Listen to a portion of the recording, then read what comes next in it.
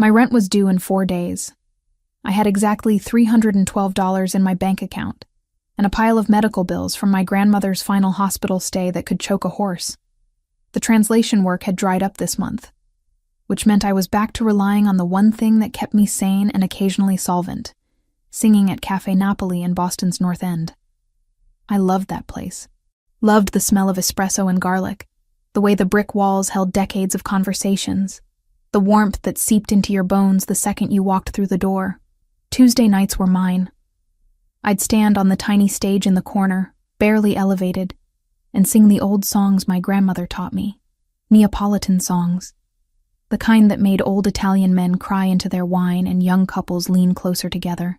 Tonight felt different the moment I stepped onto that worn wooden platform. The usual crowd was there, familiar faces scattered among the small tables, but there was a tension in the air I couldn't name. Maybe it was just my own anxiety talking. The bills, the loneliness, the way my apartment felt emptier every day without Nona's voice filling it. I closed my eyes and let the first notes of Anima e Cor rise from somewhere deep in my chest. My grandmother's favorite. She'd sung it to me in Neapolitan, not the standard Italian version everyone knew, but the old dialect from her village outside Naples. The words felt like home in my mouth, like reaching back through time to hold her hand one more time. The cafe went quiet. That always happened when I sang this one. But tonight the silence felt heavier, charged with something I couldn't identify. I opened my eyes halfway through the second verse and saw him. He stood near the entrance, frozen. A man in his early 30s, tall and broad-shouldered, wearing a suit that probably cost more than my entire year's rent. Dark hair, darker eyes, the kind of face that belonged on magazine covers or movie screens. 2 men flanked him, clearly security, their postures screaming professional protection. But it was his expression that made my voice almost falter. He looked like he'd seen a ghost. Those dark brown eyes were locked on me with an intensity that made my skin prickle. Not threatening exactly, but focused in a way that suggested he was memorizing every note, every breath, every movement. His jaw was tight, his hands clenched at his sides. One of the men beside him leaned in to say something, but he waved him off without breaking eye contact with me. I finished the song. The applause was warm, genuine, but I barely heard it. The man was already moving through the cafe toward the stage, people instinctively clearing a path for him. Up close, he was even more striking. Strong jawline, olive skin, eyes that held depths I couldn't begin to measure. He wore power like a second skin, the kind of confidence that came from never being told no. "Where did you learn that song?" His voice was low, rough around the edges, like he'd been silent for too long and the words hurt coming out. I blinked, thrown by the directness. "My grandmother taught me. The version you sang. That specific dialect." He took a step closer, close enough that I could smell cedar and something darker, richer. "Where is she from?" "A village outside Naples, Caserta province." I searched his face for clues to this interrogation. "Why does it matter?" "Because the only person I've ever heard sing it that way was my mother." His voice cracked on the last word. "And she's been dead for 19 years. The air between us felt electric, charged with a grief I recognized because I was drowning in my own. Around us, the cafe had resumed its normal rhythm, conversations flowing, dishes clattering, but we existed in a bubble separate from all of it. "My grandmother passed away 2 years ago," I said quietly. "She was the last of my family." Something shifted in his expression, a softening that made him look younger, more vulnerable. "My mother died when I was 15. Cancer. Fast and brutal." He paused, seeming to gather himself. "My name is Christopher Vitale. Emily Carter." "Emily." He said my name like he was testing how it felt, how it tasted. "I need to ask you something, and I need you to hear me out before you say no." Every instinct I had screamed warning. Men who looked like him, who carried themselves with that kind of authority, who had security details, didn't just happen into small cafes. They brought complications, danger, the kind of trouble I couldn't afford. But those eyes, God, those eyes held the same hollow ache I saw in my own mirror every morning. "I'm listening," I said. "I have documents, letters my mother wrote before she died. family correspondence, some going back decades. They're in Italian, old Italian, some in dialect. He pulled a business card from his jacket pocket and held it out. I need them translated, properly, by someone who understands the nuances, the cultural context. I took the card. Heavy stock, simple design, just a name and a phone number. No company, no title. There are professional translation services. I don't want professional services. The intensity was back in his voice. I want someone who treats the words with respect. Someone who understands what it means to hold on to the last pieces of someone you loved. The card felt heavy in my hand. Everything logical told me to politely decline, to keep my life simple and uncomplicated. But logic didn't pay rent. Logic didn't fill the empty spaces grief carved out. How much are we talking? I asked. Document volume and payment. Several boxes of correspondence and personal papers. I'll pay you $200 an hour, with a minimum of 20 hours guaranteed. I nearly dropped the card.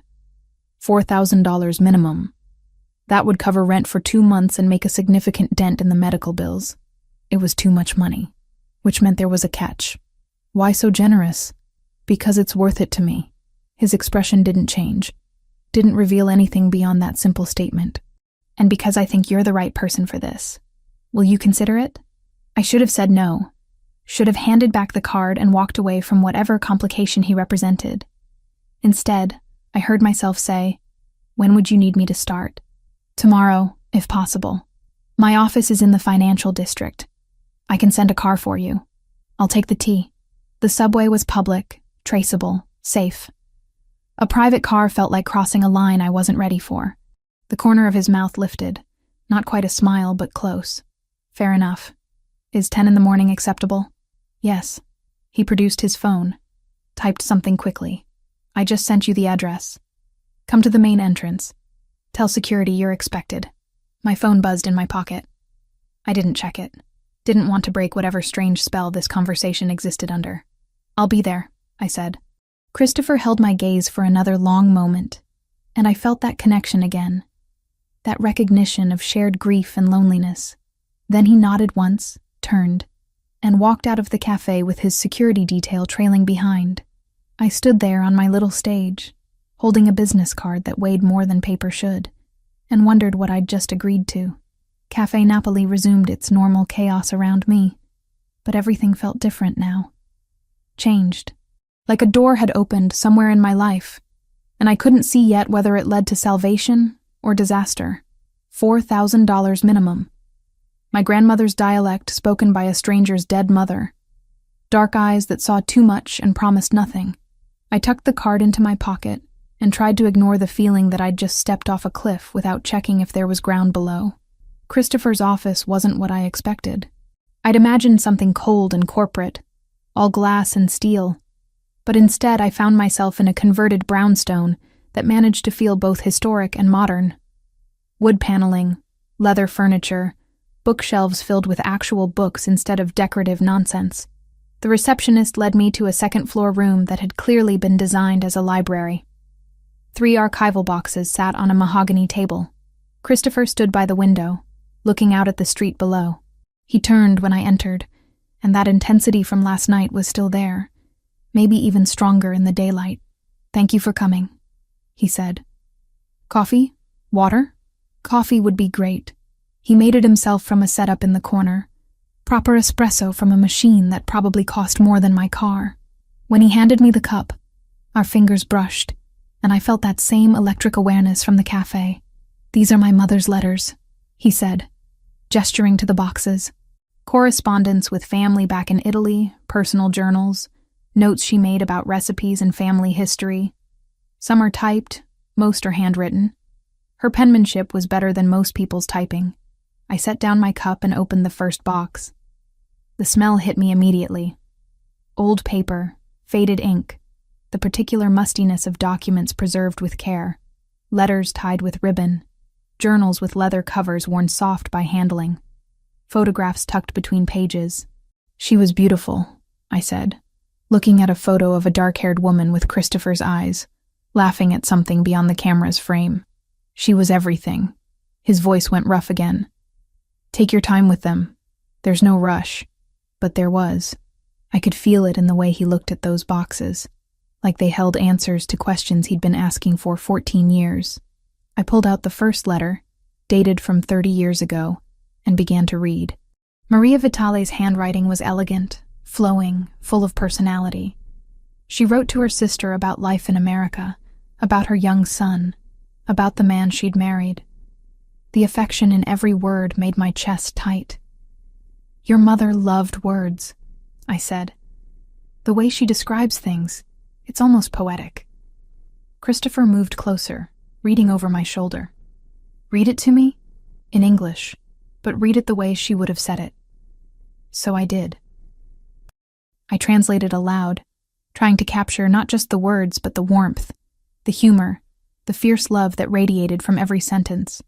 Christopher stood perfectly still, barely breathing, and when I finished, he turned away quickly, but not before I saw the shine in his eyes. "Thank you," he said, his back still to me. "That's exactly what I needed." We fell into a rhythm. I'd read through letters, taking notes, occasionally translating passages aloud when something particularly moving or significant appeared. Christopher would sit nearby, sometimes at the table, sometimes in one of the leather chairs, just listening. The silence between us felt comfortable, like we'd known each other longer than 18 hours. Around noon, he ordered lunch from somewhere local. Real food, not corporate catering nonsense. We ate and talked, conversation drifting from translation work to music to the slow process of grief that never really ends, just changes shape. "My grandmother raised me," I told him. "My parents died in a car accident when I was 7. She gave up everything to take me in. Never complained once about the life she lost. I owed her everything. Medical bills," he said. "It wasn't a question. Pancreatic cancer. Fast and brutal, like your mother. By the time they found it, treatment was just buying time." I pushed pasta around my plate. "I'd sell everything I owned to hear her voice one more time. I used to have recordings of my mother singing," Christopher said quietly. "My father destroyed them all after she died. Said keeping them made it harder to move forward. That's cruel. He was a complicated man. Dead now, too. Heart attack when I was 17. I'm sorry. Don't be. We weren't close." He set down his fork, his expression closing off. "Tell me about your grandmother's village, the one in Caserta." We talked for another hour about southern Italy, about the old ways that were disappearing, about language and culture, and the weight of carrying traditions forward when you're the last one left. Christopher knew more about Italian regional history than I expected, spoke about it with a passion that made me curious about his connection to it all. When I returned to the letters that afternoon, I found the one that changed everything. It was tucked near the bottom of the second box, older than most of the others, the paper more fragile. Maria's handwriting looked younger here, less assured. I read through it once silently, my Italian decent enough to catch the general meaning, then read it again more carefully. My hands started shaking. "Christopher," I said, my voice strange in my own ears, "I need you to read this with me." He was beside me in seconds. "What is it?" "Your mother wrote this to someone named Julia. A cousin, I think. It's dated about 40 years ago, before you were born." I pointed to a passage near the middle. "She's talking about a marriage proposal. Someone from Calabria, representing a powerful family there. She refused." "Calabria," his jaw tightened. "The 'ndrangheta." The word hung between us, heavy with implications I was only beginning to understand. I'd heard of the 'ndrangheta, of course. Calabrian organized crime, one of the most powerful criminal organizations in Europe.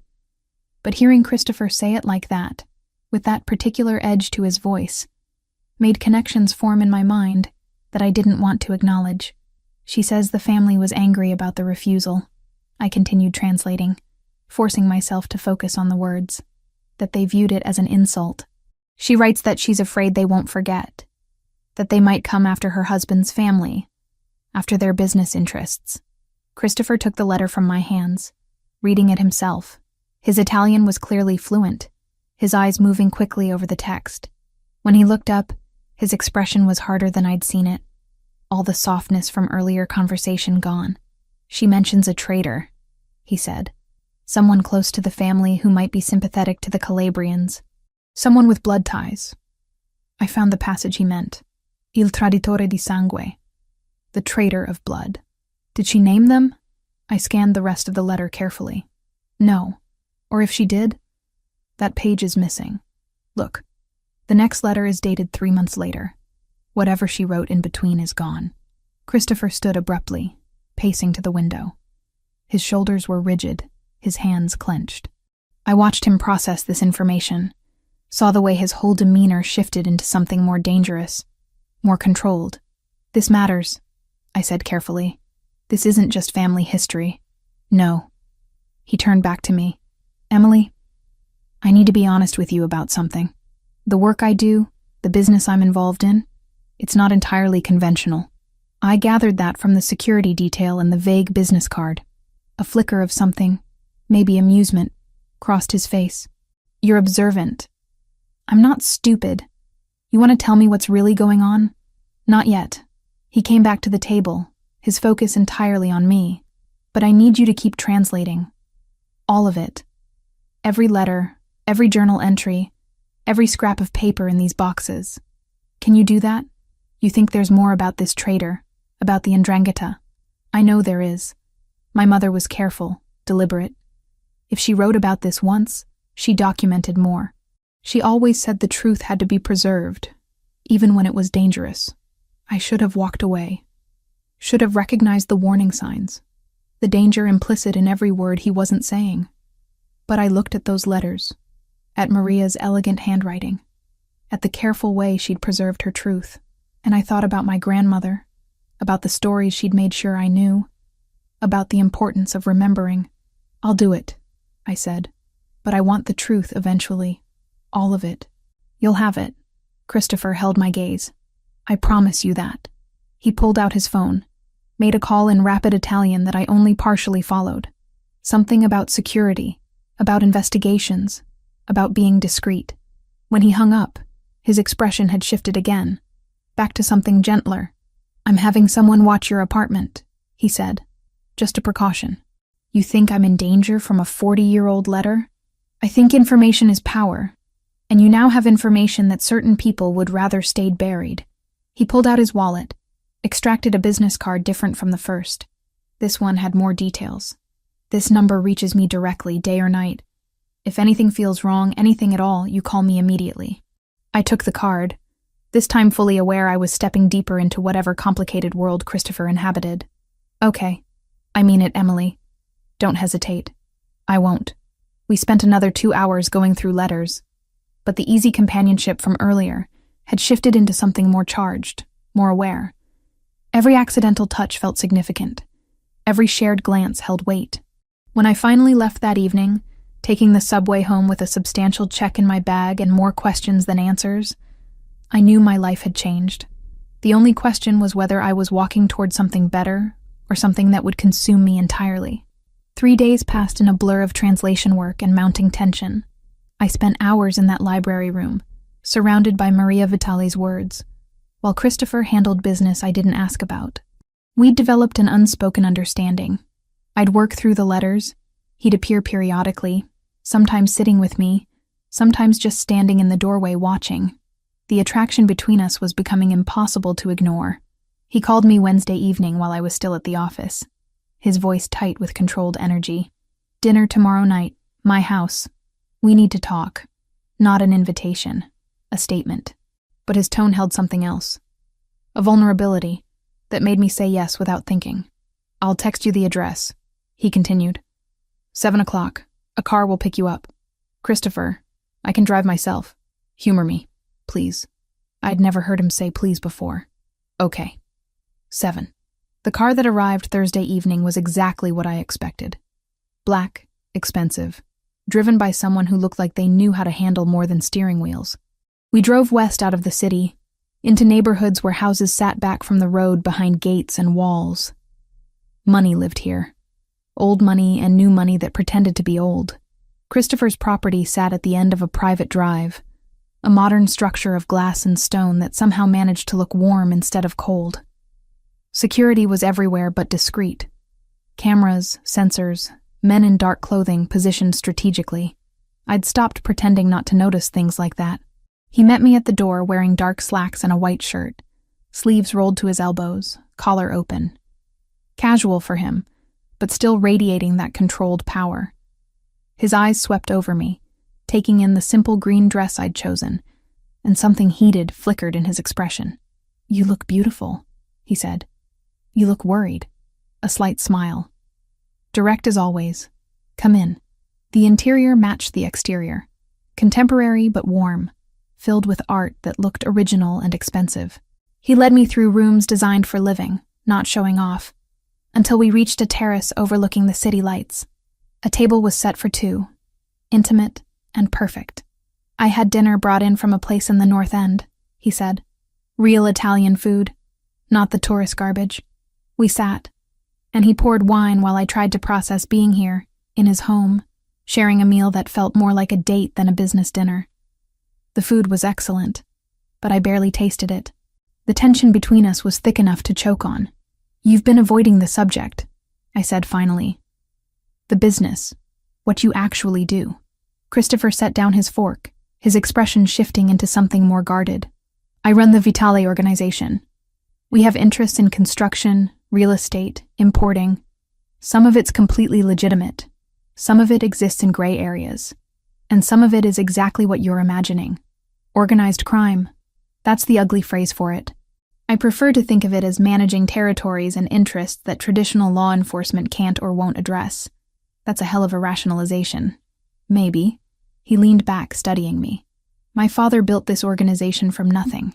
When he died, I was 17, and vultures circled immediately. I had two choices.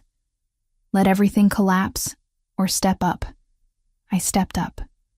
And your mother? What would she think about the choices you made?" His jaw tightened. "She'd probably be disappointed. She always wanted me to go to college, become a lawyer or a doctor, something respectable. But she also understood that the world we lived in didn't operate on college degrees and good intentions. The world you chose to stay in. Yes." No apology in his voice. "I'm not going to lie to you, Emily. I've done things I'm not proud of. Hurt people who threatened what's mine. Made decisions that kept me awake at night. But I've also protected this city's interests, kept peace between factions that would tear each other apart, provided for families who depend on me. I absorbed this, the confirmation of what I'd suspected since finding that letter. The Ndrangheta, they're here in Boston? They're everywhere. And they've been pushing into our territories through an alliance with the Cartel del Golfo out of Mexico. It's a strange partnership. European old guard and Mexican muscle, but it's effective." He poured more wine. "That letter you found, about my mother refusing the marriage proposal, that refusal created a blood insult. In their world, in this world, insults like that don't expire. You think they're coming after you now? I know they are. We've had skirmishes, territory disputes, shipments intercepted. Nothing I couldn't handle before, but the escalation pattern suggests they're building to something bigger." He held my gaze. "That traitor my mother mentioned? I think they got their inside connection eventually. Someone close to me who's been feeding them information." My stomach dropped. "That's why you need the letters translated. You're looking for clues about who it might be." "Yes." My mother was careful, observant. If she suspected someone specific, if she had concerns about anyone in my father's organization, she would have documented it. Those letters are the only record left. My father destroyed everything else. Why would he do that? Because he was paranoid and broken after she died. He convinced himself that her concerns, her warnings, had somehow caused her cancer. Magical thinking born from grief. Christopher's voice went rough. "I barely remember those last few years with him. He was physically present but emotionally gone." We sat in silence for a moment, the city lights spreading below us like scattered diamonds. I thought about Maria's elegant handwriting, the care she'd taken to preserve her observations, the love that radiated from every word she'd written about her son. "I'll keep translating," I said. "All of it, until we find what you need. Emily, you need to understand what you're agreeing to. If the Ndrangheta or the cartel discover you're helping me, discover you have information they want, they won't hesitate to come after you. You said you'd protect me. I will, with everything I have. But protection isn't the same as safety. I stood, walked to the terrace railing. Boston sprawled before me, beautiful and indifferent to the complications of my life. Behind me, I heard Christopher move, felt him approach until he was standing close enough that I could feel his body heat. Why me? I asked without turning. There are professional translators, people with security clearances and experience with sensitive material. Why offer this to someone you met in a cafe? Because you understood the song. Because when you translated my mother's letters, you treated them like they mattered. Because when you look at me, you see a person, not a threat or an opportunity. His hand touched my shoulder. Gentle. And because from the moment I heard you sing, something in me recognized something in you. I turned to face him. We were inches apart, close enough that I could see the gold flecks in his dark eyes, the small scar above his left eyebrow, the way his pulse beat at his throat. This is a terrible idea, I whispered. Probably the worst I've ever had. I should walk away. Go back to my small, safe, boring life. You should. His hand came up to cup my face, thumb brushing my cheekbone. But you won't. You sound certain. I am. Because you're as drawn to this as I am. Whatever this is.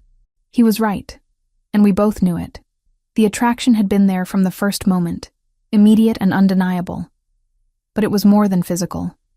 It was recognition, connection, the meeting of two people who understood loss and loneliness and the desperate need to matter to someone. When he kissed me, it felt inevitable. His lips were firm, demanding, but there was tenderness underneath the hunger. I responded without thinking, hands fisting in his shirt, pulling him closer. The kiss deepened, became something urgent and consuming. We barely made it inside. Clothes shed between kisses, hands exploring, learning. His bedroom was as carefully designed as the rest of the house. But I barely noticed. All I could focus on was him. The way he touched me like I was precious and necessary. The way he whispered my name like a prayer. Afterward, we lay tangled together. His arm around me, my head on his chest. I could hear his heartbeat, strong and steady. Feel the rise and fall of his breathing. Stay tonight, he said into the darkness. Please. I should have said no. Should have maintained boundaries. Kept this professional. Instead, I pressed closer and said, okay. His arm tightened around me, and I felt him relax in a way I suspected he rarely allowed himself. Outside, security patrolled and cameras watched.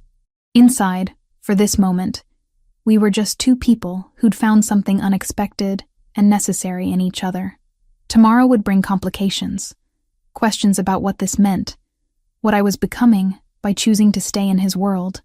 But tonight, held in the arms of a man who saw me completely and wanted me anyway, I let myself just be. The next 3 weeks became a careful dance between my old life and the new one I was building with Christopher. I still sang at Cafe Napoli on Tuesday nights, still paid my bills from my own account, still maintained the illusion of independence. But I spent most days at his office, surrounded by Maria's letters, searching for patterns in words written decades ago. Christopher gave me space to work but checked in regularly. Sometimes he'd bring coffee. Sometimes he'd sit and listen while I translated passages aloud. Sometimes he'd just stand in the doorway watching me with an intensity that made my skin warm. Whatever was building between us felt inevitable and terrifying in equal measure. I worked systematically, organizing the letters chronologically, cross-referencing names and events, building a timeline of Maria's concerns. She'd been worried about someone specific. That much was clear. References appeared in multiple letters, always carefully coded, never explicit enough to be obvious. On a Thursday afternoon, 3 weeks after our first dinner, I found it. The letter was tucked inside a journal from the year before Maria died. The pages yellowed and fragile. Her handwriting here was shakier, the effects of illness visible in every line, but the content was crystal clear. My dearest Julia, I translated quietly, reading through the first time. I write this knowing I may not have much time left. The doctors speak in gentle euphemisms, but I understand what they're saying. My concern now is for Christopher, for what he'll face after I'm gone. I continued reading, my hands beginning to shake as the implications became clear. Roberto trusts Sergio Moratoni like a brother, but I have never shared that confidence. There's something in his eyes when he looks at our family, at what we've built. Not admiration, resentment. I've tried to tell Roberto about my concerns, about the way Sergio asks questions that seem innocent, but probe too deeply into our defensive arrangements, our financial structures. But Roberto says I'm seeing shadows where there are none. I stopped, read the passage again to make sure I understood correctly. Sergio Moratoni, Franco's father, the man who'd been Roberto Vitale's right hand for decades. I discovered something last month that confirmed my fears. The letter continued. Sergio's mother was from Calabria, from a village with known connections to the 'Ndrangheta. He's hidden this connection, claimed his mother was from Sicily instead. I don't know if he's actively working with them, or simply maintaining ties as insurance, but either way, he's dangerous. If something happens to Roberto, if Christopher inherits the organization while still young, Sergio will be positioned to manipulate him, to slowly hand over everything to our enemies. The letter went on, detailing specific concerns, dates when Sergio had acted suspiciously, conversations Maria had overheard. It was meticulous, damning, and absolutely terrifying, because if she'd been right about the father, what did that mean about the son? I pulled out my phone with shaking hands and texted Christopher. Need you in the library, now, found something important. He appeared within 2 minutes, clearly reading the urgency in my message. What is it? I handed him the letter, watched his face as he read through it. His expression didn't change, but I saw the way his jaw tightened, the way his knuckles went white gripping the paper. Sergio Moratoni, he said finally, his voice flat and cold. Franco's father. He died 8 years ago. Heart attack. Or what was made to look like one. My father always said it was natural. Sudden but not unexpected given Sergio's health. Christopher set down the letter carefully. Franco took over his position. My father trusted him completely. And when I stepped up after Dad died, Franco was one of the first to pledge loyalty. And you believed him because his father had been loyal to yours. Because he grew up with me. We trained together, learned the business together. He's the closest thing I have to a brother. Christopher's voice cracked slightly on the last word. Are you telling me he's been working with the 'Ndrangheta this entire time? I'm telling you what your mother believed about his father. Whether that extended to Franco, whether he's continued any relationship with Calabrian interests, that's something we need to find out. Christopher pulled out his phone, made a call. His Italian was too rapid for me to follow completely, but I caught enough. Surveillance, background checks, financial audits, discreet inquiries. He was thorough, methodical, and absolutely ruthless. When he hung up, he looked at me with an expression that made my heart ache. Betrayal and anger and grief, all mixed together. I need you to keep going through the letters, he said. If my mother documented this much about Sergio, she might have written more about Franco. He would have been in his 20s then, already involved in the organization. Christopher, if Franco finds out you're investigating him, he won't. Not until I have proof. He came closer, cupped my face in his hands. Thank you for finding this, for treating it with the seriousness it deserves. I'm worried about you. Don't be. I've been handling threats since I was 17, but his eyes told a different story. This wasn't just any threat. This was personal. I spent the next week going through every remaining letter with even more care, looking for any mention of Franco Moratoni. I found 3 references, all in letters from Maria's last months. Observations about the young man's behavior, questions about his loyalty, concerns that he seemed more interested in power structures than in actual family loyalty. He watches Christopher with calculation, Maria wrote in one letter. Not the way a friend watches a friend, but the way a predator watches prey. I pray I'm wrong. I pray the sickness has made me paranoid and suspicious. But I can't shake the feeling that Franco Moratoni will one day be the greatest threat my son faces.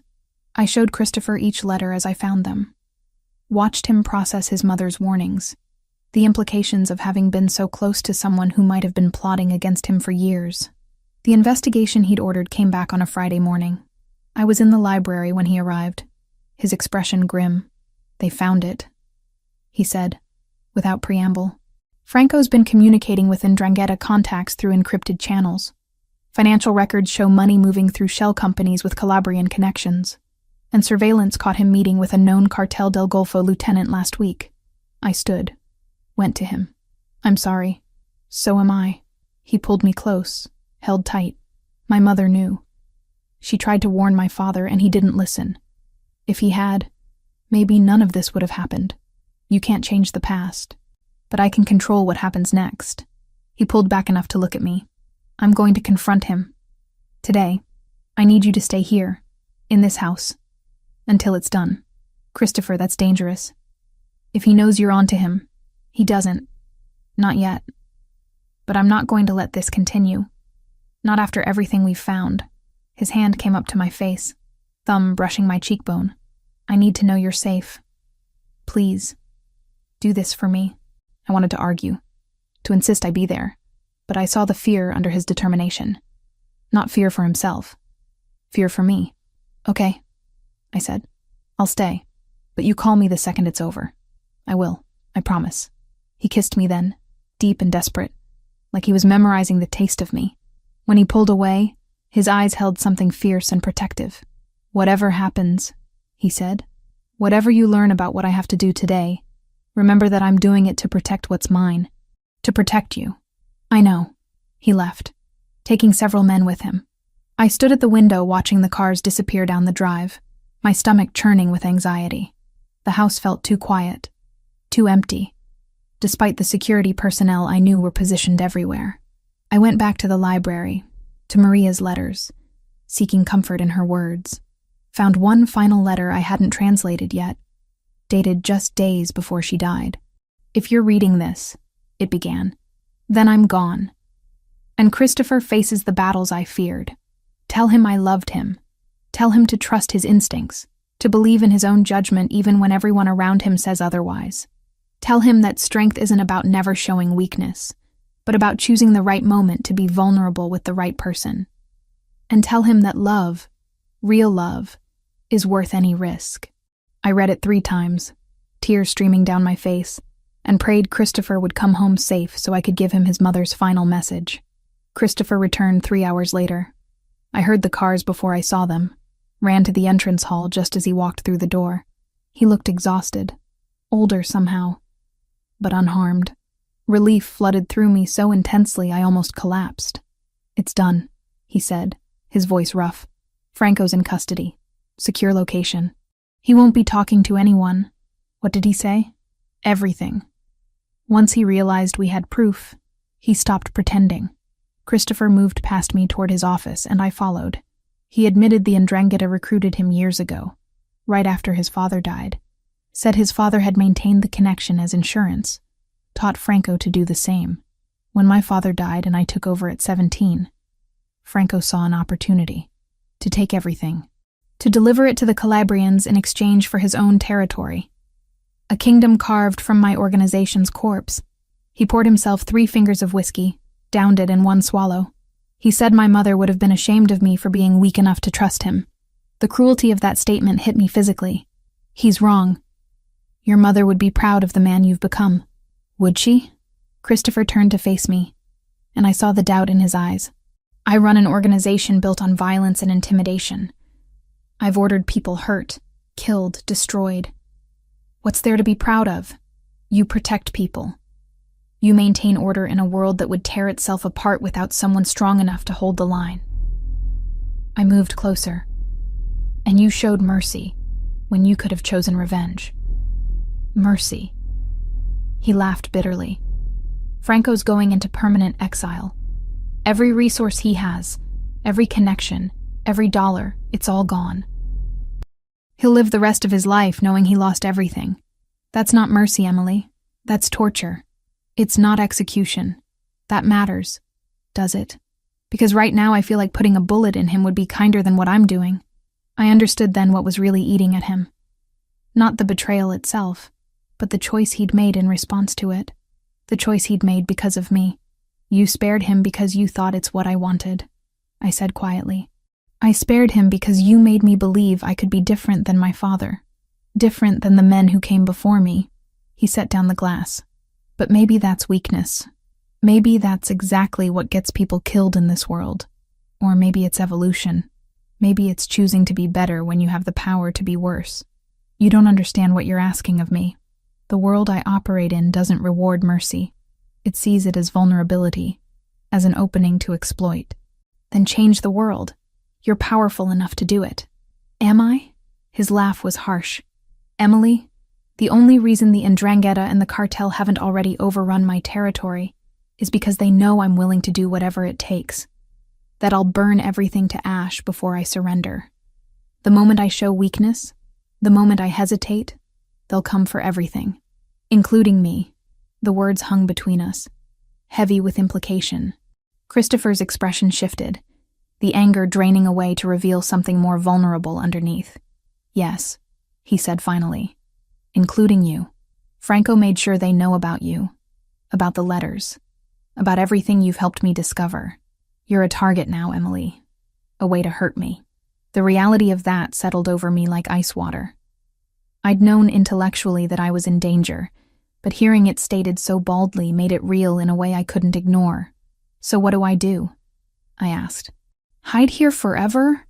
Give up my life, my apartment, everything I built? I have a safe house in Montreal.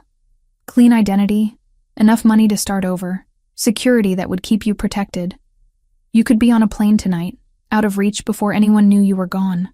Is that what you want? What I want doesn't matter. Your safety does. That's not an answer, Christopher. He moved toward me, stopping just close enough that I could feel the tension radiating from him. What I want is to keep you here, in my house, in my bed, in my life. What I want is to wake up with you every morning and fall asleep with you every night. What I want is to build something with you that isn't based on danger and necessity. His voice dropped. But wanting something doesn't make it safe or smart. So you're asking me to choose. Leave and be safe, or stay and be with you.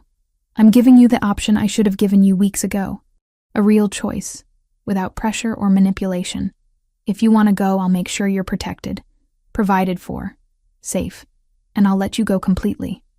No strings, no obligations. I studied his face, seeing the pain this offer cost him. He meant it. He'd let me walk away, disappear, build a new life somewhere far from his complicated world. All I had to do was say yes. Can I ask you something first? I said. Anything. Do you love me? The question clearly caught him off guard. His carefully controlled expression cracked, showing raw emotion underneath. Yes, he said roughly. From the moment you sang that song, maybe before I even consciously knew it. Yes, I love you. Then here's my answer. I closed the distance between us. Took his face in my hands. I'm staying, not because I don't have other options, not because I'm trapped or afraid. I'm staying because I love you too. And I choose this. I choose you, Christopher. Whatever that means. Whatever it costs. Emily, you need to understand what you're agreeing to. This isn't a fairy tale. There's no guarantee of a happy ending. I don't need guarantees. I need honesty. I need you to include me in decisions that affect my life. I need you to stop trying to protect me from the truth of your world and trust me enough to be a real partner in it. A partner. Yes. Not a possession to be guarded. Not a weakness to be hidden away. A partner who understands what you do, who you are, and chooses to stand beside you anyway. Christopher searched my face, looking for doubt or fear or hesitation. I let him see everything. The love, the determination, the absolute certainty of my choice. If you stay, he said carefully, everything changes. You can't go back to your apartment, not safely. You'll need security everywhere you go. People will know you're connected to me, which makes you a target and an asset depending on who's looking. Your life will never be normal again. My life stopped being normal the night I sang in a cafe and a beautiful, complicated man recognized a song his mother taught him. I pulled him closer. I'm not looking for normal, Christopher. I'm looking for real. And this, what we have, this is more real than anything I've ever felt. He kissed me then. desperate and grateful and full of promises neither of us could be sure we'd keep. When we broke apart, I saw something new in his eyes. Not just love or desire, but respect, trust, partners, he said, like he was testing how the word felt. Partners. Then there's something you should know about Franco's punishment. He pulled back slightly, his expression becoming more serious. I chose exile instead of execution because you're right. I can choose to be different. But I also chose it because I wanted you to see that your influence matters, that you can help me build something better than what came before. That was selfish of me.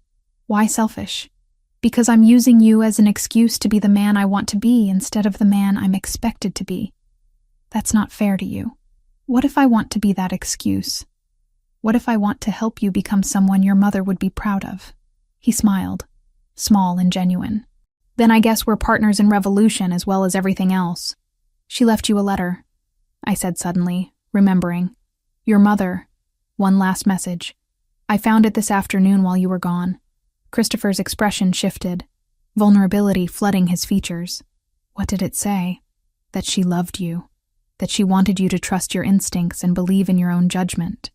That strength isn't about never showing weakness, but about choosing the right moment to be vulnerable with the right person. I touched his face gently, and that love is worth any risk. His eyes shone with unshed tears. She always knew exactly what to say. She knew you'd face this, all of it, and she believed you'd make the right choices. I hope she's right. She is. Because you're choosing love over fear, partnership over isolation, evolution over tradition. That's brave, Christopher. That's strength. He held me close, and I felt the tension finally drain from his body. Outside, security patrolled and threats waited. Inside, we'd found something worth protecting, worth fighting for, worth the risk of everything. Stay with me tonight, he said against my hair. Tonight and every night after. That's the deal. Best deal I've ever made. We stood there in his office, holding each other as evening turned to night. Two people who'd found something extraordinary in the most unlikely circumstances. The danger wasn't gone. The threats hadn't disappeared, but we'd face them together now, as partners, as equals, as two people who chose love even when safer options existed. And somehow, that made everything else bearable.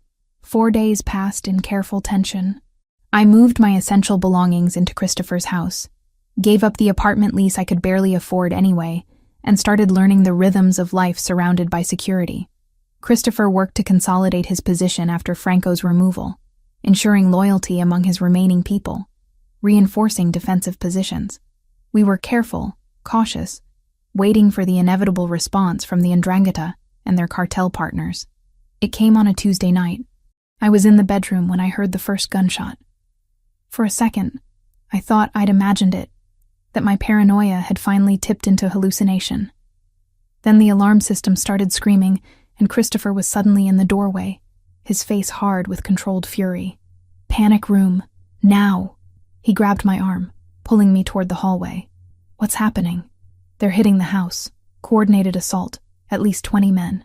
He pressed his palm against a hidden panel, and a section of wall slid open, revealing a narrow staircase descending into darkness. Down, all the way to the bottom.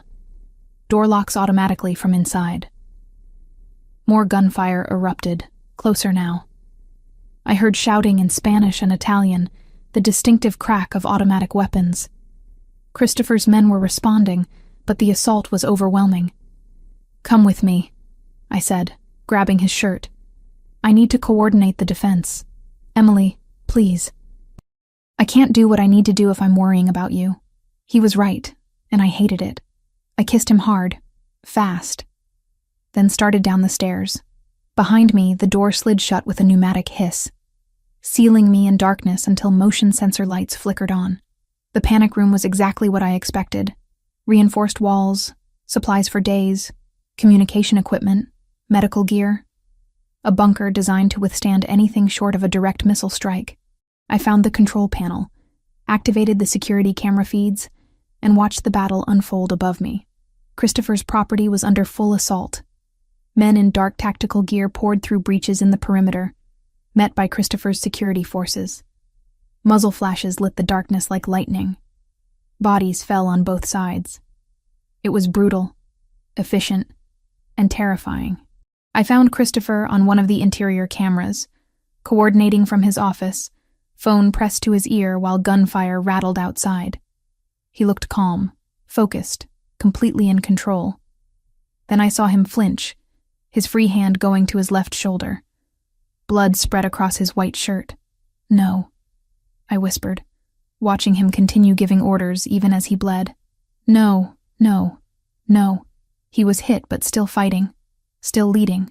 The realization of what that meant, how close he was to dying while I hid safe below, made something break inside me. I couldn't do this. Couldn't sit here watching while he bled out upstairs. The panic room door was designed to lock from inside for maximum security, but there was an emergency override, hidden behind a panel, meant for situations where someone needed to exit during an active threat. I found the manual, read through the instructions with shaking hands. It took 3 minutes to bypass the electronic lock, 3 minutes of listening to gunfire and watching Christopher grow paler on the security feed. The moment the lock disengaged, I grabbed the medical kit and ran up the stairs. The house was chaos. Smoke filled the hallways. Glass crunched under my feet. Bullet holes pocked the expensive walls. I heard fighting nearby. Men shouting, the crack of gunfire. I ignored it all, focused only on reaching Christopher. I found him in a corridor leading to his office, still on his phone, still giving orders. His left shoulder was soaked with blood, his face pale but determined.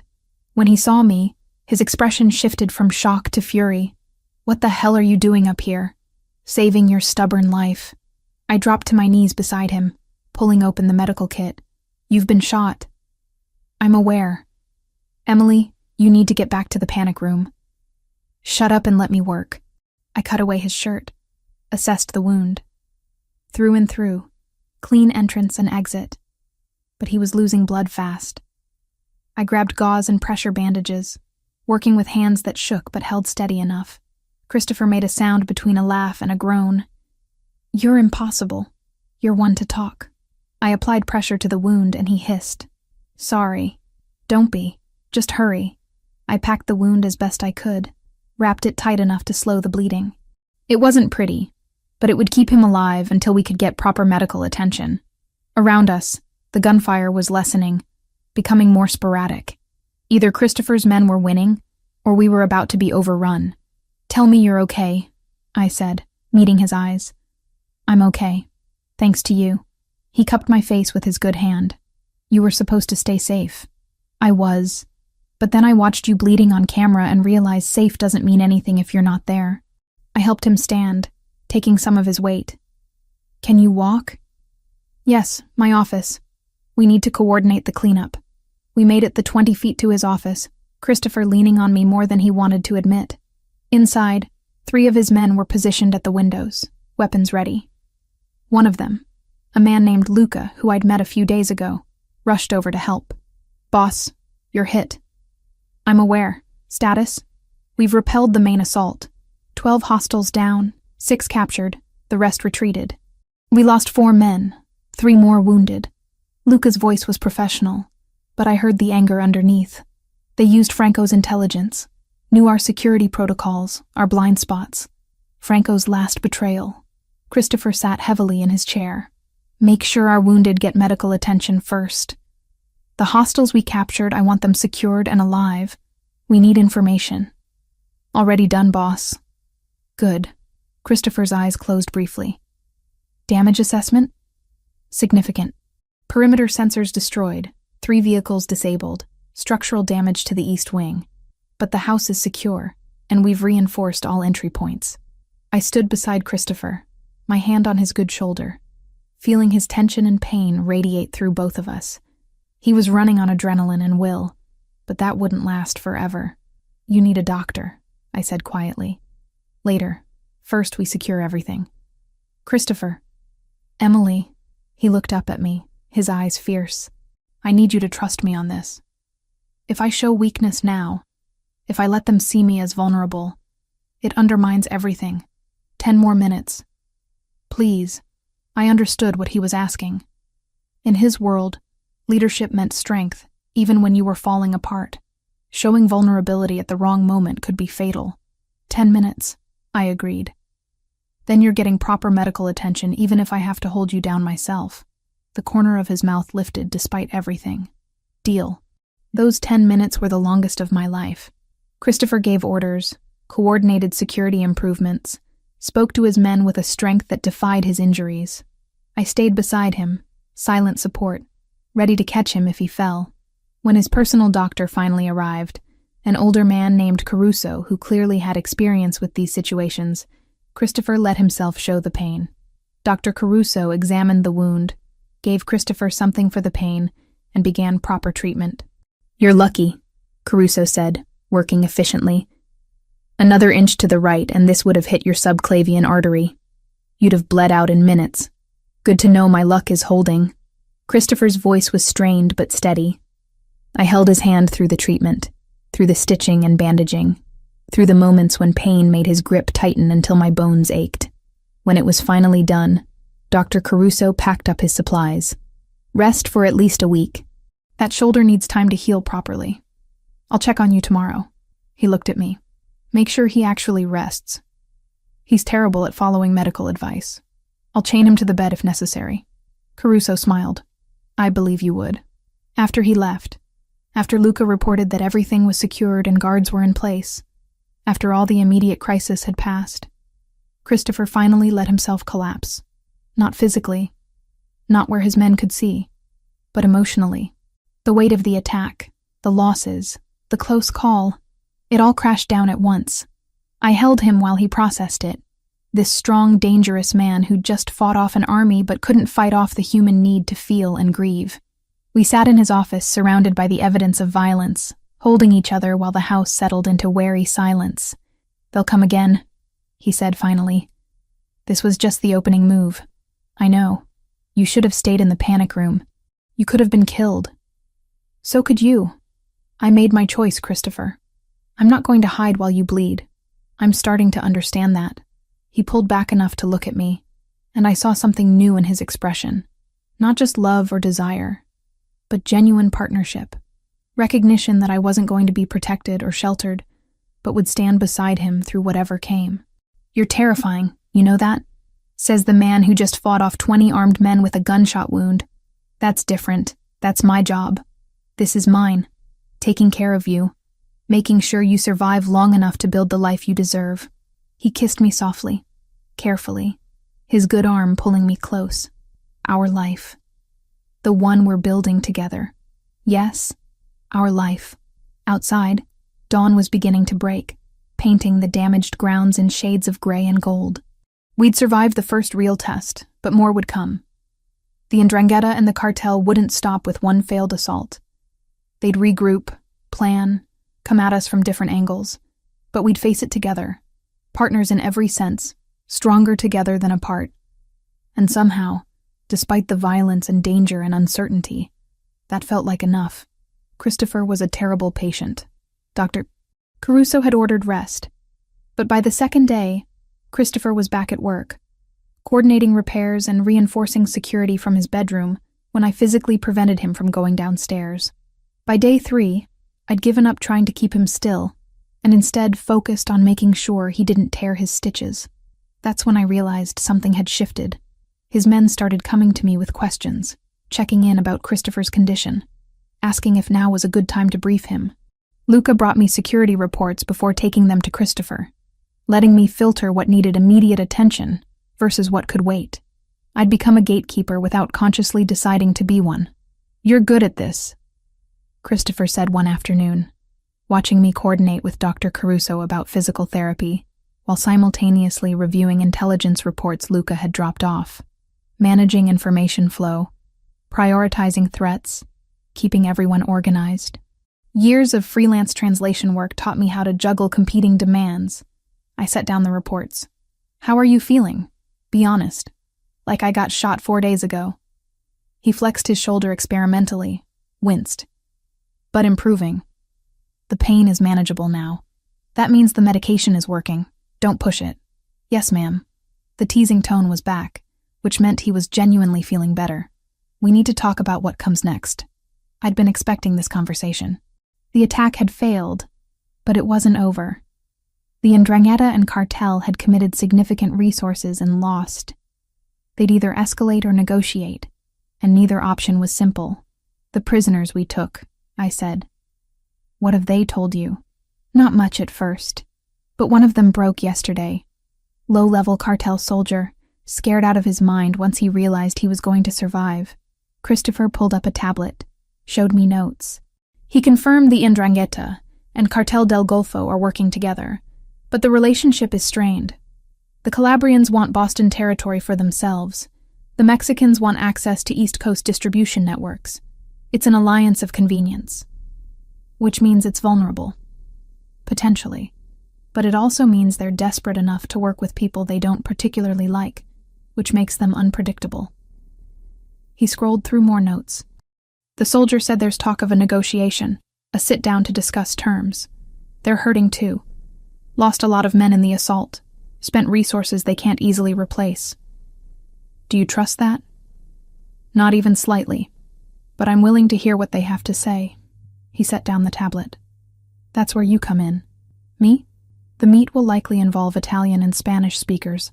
I'll have people there, obviously, but having you as a translator gives us an advantage. You'll pick up on nuances, cultural subtext, things that might get missed otherwise.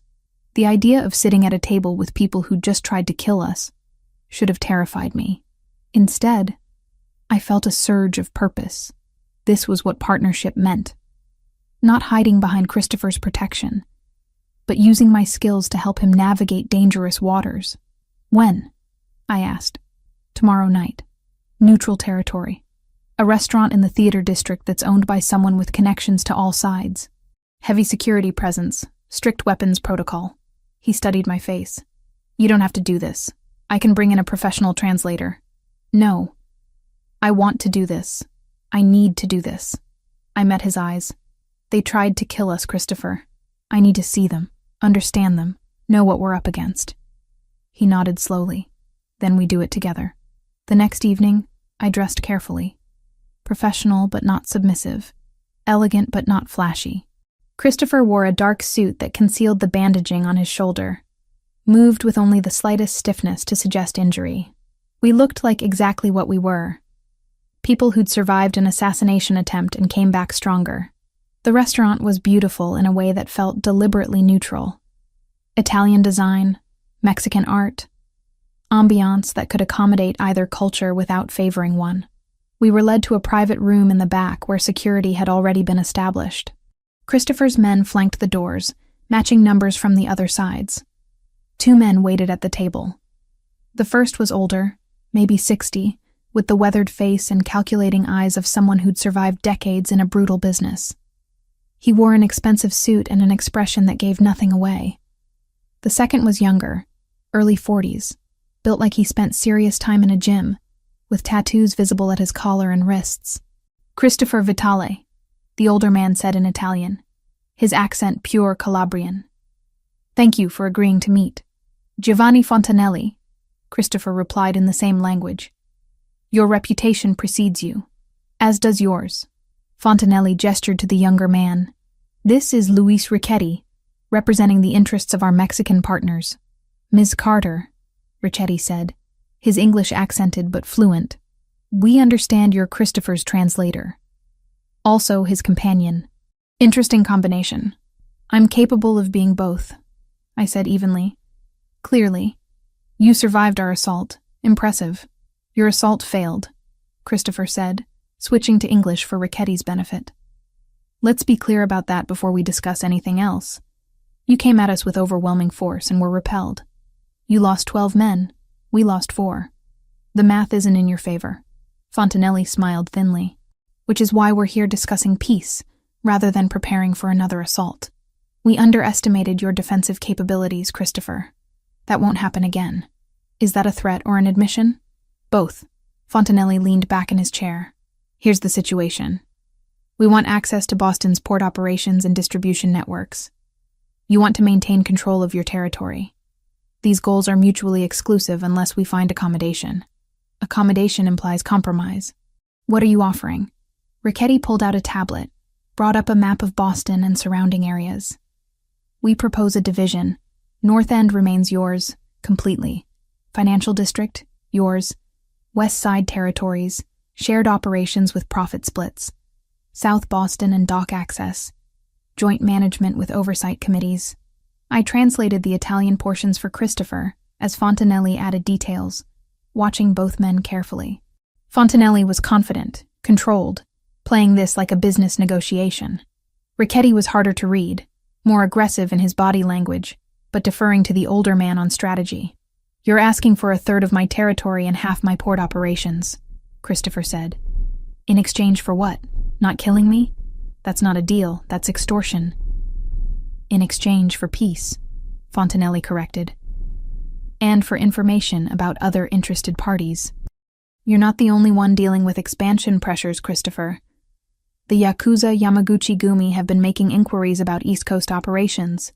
The triads have similar interests. Right now, we're competing with you, but we could be allied against them. That got Christopher's attention. I saw the calculation in his eyes, weighing the threat of known enemies versus unknown ones. Keep talking. They negotiated for 2 hours. Territories, profit percentages, operational protocols, security arrangements. I translated constantly, switching between Italian, Spanish, and English as needed, picking up on subtext and cultural nuances that affected meaning. Fontanelli was a skilled negotiator, never giving ground easily but willing to compromise on details. Richetti was more impatient, more interested in concrete gains than long-term stability. By the end, they'd outlined a framework. Not a complete agreement, but enough to establish temporary peace while details got worked out.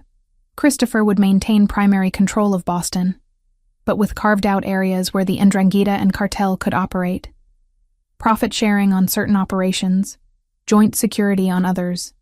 Clear boundaries that everyone agreed to respect. There's one more condition, Christopher said as they prepared to finalize the framework. Franco Moratoni remains in exile. He doesn't come back, doesn't get reinstated, doesn't receive any consideration from any party. He's done. Fontanelli and Richetti exchanged glances. Franco was useful, Fontanelli said carefully. Franco was a traitor who played all sides. If you think you can trust him more than I could, you're welcome to try. But not in my city. Not where he can hurt my people again. Agreed, Fontanelli said after a moment. Franco stays gone. They shook hands, all three of them, sealing an agreement built on mutual exhaustion and pragmatic self-interest. Not friendship, not even trust, but recognition that continued war benefited no one. As we left the restaurant, Christopher's arm around my waist, I felt the tension of the past weeks finally begin to ease. We'd survived assassination, betrayal, and war. Now we had peace, fragile and complicated, but real. You were remarkable in there, Christopher said once we were in the car. The way you caught those linguistic nuances, the cultural references Fontanelli used, the subtext in Richetti's phrasing. You gave me information they didn't even know they were revealing. That's what good translation is. Not just words, but meaning and context. You're more than a translator, Emily. You're a strategist, an analyst, a negotiator in your own right. He pulled me closer. My father never had anyone like you. He negotiated from strength and intimidation, never understanding that real power comes from information and intelligence. Your mother would have understood. She would have loved you. His voice went soft. Thank you. For everything. For staying. For fighting beside me. For being exactly what I needed even when I didn't know I needed it. I kissed him gently, mindful of his healing shoulder. Partners, remember? That's what we agreed to. Partners, he repeated, and smiled. Best decision I ever made. We drove home through Boston's glittering nightscape. Two people who'd found each other in impossible circumstances and built something stronger than either of us could have managed alone. The road ahead was still uncertain, still dangerous, but we'd face it together. And somehow, that made everything else bearable. 4 months after the peace agreement, Boston felt different. The territories had settled into their new configurations.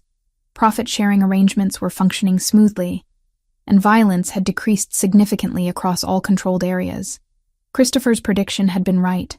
Once everyone stopped fighting over the same resources, there was enough prosperity to go around. I'd settled into my role as something more than translator and less than official title.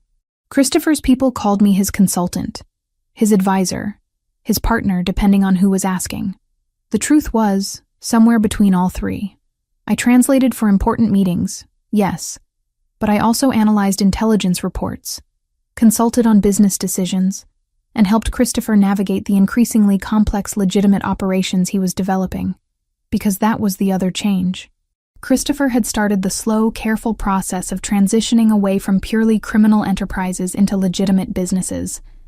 Real estate development, technology investments, import businesses that actually imported legal goods. It would take years, maybe decades, to fully separate from the underground operations that had built his empire. But the direction was clear, and the organization was adapting. We'd moved into a new house together, one without bullet holes in the walls, on a quiet street in Brookline where security could be maintained without being obvious. Christopher had insisted I decorate however I wanted, and I'd filled it with warmth and light, with books and art and all the things that made a house feel like a home instead of a fortress. On a Saturday afternoon in early spring, Christopher found me in what I'd claimed as my office, surrounded by documents for a legitimate shipping company we were in the process of acquiring. "I need to show you something," he said. "Get your coat." Mysterious. Should I be worried? No. Just trust me. We drove west out of the city, past the suburbs into countryside that still existed if you knew where to look. Eventually, Christopher turned onto a narrow road that led to a small cemetery, old and well-maintained, surrounded by trees just beginning to show spring green. He parked and led me through the graves until we reached one with a simple headstone. Maria Vitale, beloved mother, with dates that confirmed she'd been only 43 when she died. Fresh flowers already sat in the vase, which meant Christopher had been here recently without telling me. "I come here sometimes," he said quietly. "When I need to think, when I need perspective. I haven't brought anyone with me since my father died." I took his hand, squeezed gently. "Thank you for bringing me now. I wanted you to meet her. Properly, I mean. Not just through her letters." He pulled something from his jacket pocket, a worn photograph protected in plastic. Maria Vitale at maybe 30, laughing at the camera, holding a small boy who had to be Christopher. The resemblance was startling. "She was beautiful," I said. "She was everything good about my childhood. The person who made me believe the world could be kind, that love mattered more than power." His voice roughened. "I spent years after she died trying to prove I didn't need that. That strength was enough. And now I know she was right all along. Love is worth the risk, worth the vulnerability, worth building a life around." He turned to face me fully. "You taught me that, Emily. You and her letters. Her final message. She told me to find the right person to be vulnerable with, and I did." My throat tightened with emotion. "I'm glad I could help you find your way back to her wisdom." Christopher knelt beside his mother's grave, and I knelt with him. He touched the headstone gently, reverently. Then, to my surprise, he began to sing, quietly in Italian, the opening lines of Anima e Cor. I joined him on the second verse, our voices blending in harmony the way I imagined Maria and Christopher had sung together when he was young. The melody carried through the cemetery, beautiful and mournful, and full of love that death couldn't diminish. When we finished, Christopher had tears on his face. He didn't bother wiping them away. "She would have adored you, would have adopted you immediately, insisted you call her mama, fed you constantly, and interrogated me about when I was going to make an honest woman of you." I laughed through my own tears. "Would she approve of your business transformation?" "Probably. She always wanted me to do something legitimate, though she'd point out that I'm moving too slowly, that I should commit fully to leaving the old life behind." He stood, helped me up. "She'd be right about that too. You're doing what you can, as fast as you can do it safely. That's enough. Is it enough for you?" The question was serious, vulnerable. "I know what you gave up to be with me. The simple life, the safety, the normalcy. I want to make sure you're not regretting it." Christopher Vitale, are you having doubts about us? About us? Never. About whether I'm worthy of you? Every single day. I cupped his face in my hands, made him look at me directly. You're worthy. Not because you're perfect, but because you're trying. Because you choose to be better every day. Because you let me stand beside you as an equal instead of putting me on a pedestal or in a cage. That's what makes you worthy. He kissed me then, soft and deep, in front of his mother's grave with spring sunshine filtering through the trees. When we broke apart, he reached into his pocket again and pulled out a small box. My heart stopped. I've been carrying this for a month, he said, opening it to reveal a ring. Simple, elegant, a single diamond set in platinum, trying to find the right moment, the right words, trying to figure out how to ask you to permanently tie yourself to a life that's complicated and dangerous, and not what you planned. Christopher. But then I realized I was overthinking it. The right moment is here, with my mother as witness. The right words are simple. He took my hand. Emily Carter, will you marry me? Will you build this messy, complicated, beautiful life with me? Will you be my partner in everything? For as long as we both survive this crazy world? I should have hesitated. Should have thought about the implications, the dangers, the reality of marrying into organized crime, even as it transformed into something more legitimate. But I'd made my choice months ago, the night I decided to stay. Everything since then had just been confirmation. Yes, I said. Yes to all of it. The messiness, the complications, the beauty. Yes to building a life with you. He slipped the ring onto my finger and it fit perfectly. Of course it did. Christopher was nothing if not thorough. We stood there holding each other beside Maria's grave, and I felt her presence like a blessing, like approval from beyond death. She would have loved this moment, Christopher said, would have cried and laughed, and immediately started planning the wedding. Then we'll have to plan it in a way that would make her proud. Deal. We visited for another hour, Christopher telling me stories about his mother, about his childhood, about the woman whose letters had brought us together.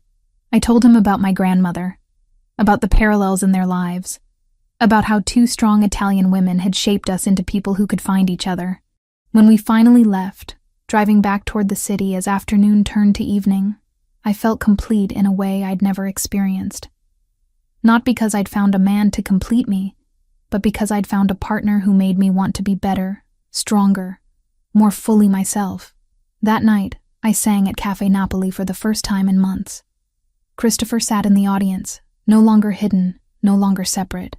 When I sang Anima e Cor, I sang it for him, for Maria, for my grandmother, for all the people who'd loved us into existence.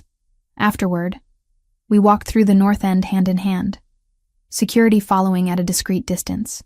People recognized Christopher, nodded respectfully, called out greetings. Some recognized me too now, the translator who'd become something more, the woman who'd stood beside Christopher Vitale through war and peace. What are you thinking? Christopher asked as we walked. That life is strange. 4 months ago, I was barely making rent and singing in cafes to survive. Now I'm engaged to a man who terrifies half of Boston and makes the other half feel safe. Does that bother you? Not even a little bit. I'm exactly where I'm supposed to be. So am I. He pulled me closer. Thank you for taking a chance on a complicated man with a dangerous life. Thank you for seeing me as more than someone to protect. For letting me be your equal. We reached his car where his driver waited patiently. Before we got in, Christopher turned to me one more time. I love you, Emily Carter. Soon to be Emily Vitale. I love you too. All of you. The dangerous parts and the vulnerable parts and everything in between. We drove home through streets that belong to us now, not through violence or intimidation, but through careful negotiation and hard-won peace. The life we were building wouldn't be conventional. It would be complicated, occasionally dangerous, always interesting. But it would be ours, built on choice and love and partnership that made both of us stronger.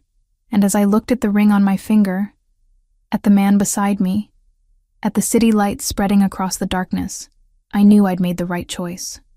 Not the safe choice, not the expected choice, but the right one, the one that led to home.